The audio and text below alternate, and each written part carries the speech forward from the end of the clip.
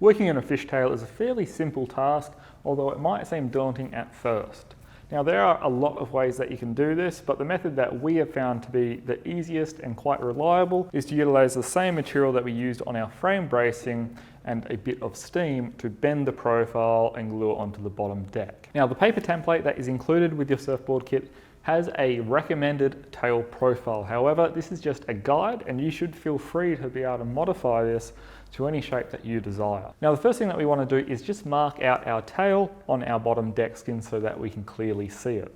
If you're using the paper template, this is quite easy. Just lay it over your spine and then trace the profile on both sides. If you wanted to customize the shape, however, you can do this by using a pair of dividers and marking an arc on both sides of your tail. Now, the way that I found to keep your arc symmetrical if you're using a pair of dividers is to get roughly the circumference or diameter of the arc that you're looking for set and start doing some invisible arcs, just moving the pin around until your pencil lines up with both the spine and the rail.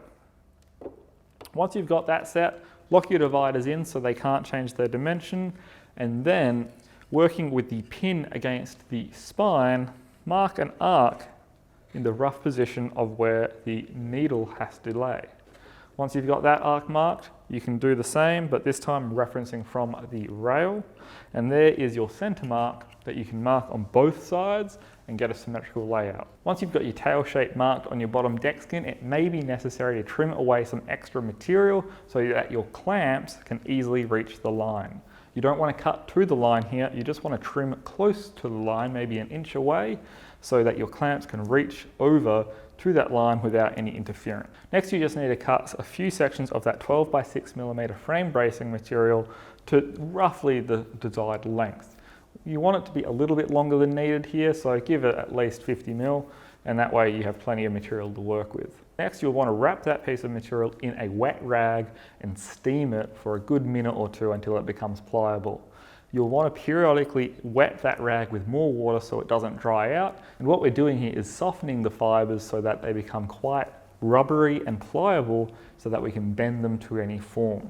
Once it's been fully steamed and you're confident that it is nice and pliable, you'll want to form it into the rough shape of that arc. Now you'll want to use a form tool to do this, and the simplest one would be something that is round. So either a paint can or a mixing bowl or something that's round. Just get it so it can bend a radius that is fairly constant. Once you've got that bent around the arc, you'll want to hold it there for a few moments for it to cool down, and then you can set it aside and do the same for a second strip. You'll want these two strips to be fairly symmetrical in its bend, but if it's not spot on, you can take out any of the variance using the clamps at the next stage. Remember, when you're bending timber, it's going to have a little bit of spring back, so you'll want the radius to be a little bit tighter than that's on the board. So it's a good idea to bend it a little bit further than you think, and then just let it open up as it cools. Next, you'll just need to fine tune the joint. So you'll remember we've left it long, so you'll want to lay it over the arc line, mark the length, and then cut it to the desired length. Then you can use a sharp knife or some sandpaper just to fine tune the ends and get them fitting nicely in the cavity that we have available.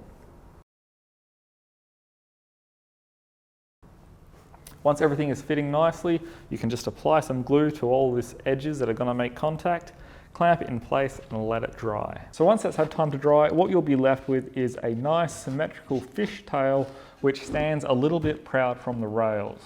This is what we're going to use to attach the rails onto, and once the rails are done, then we'll worry about trimming it up and matching it to the shape of the rails. So with that, you've successfully added in a fishtail, and the next step is going to be to attach the rails, which includes adding 2 additional layers to our fishtail.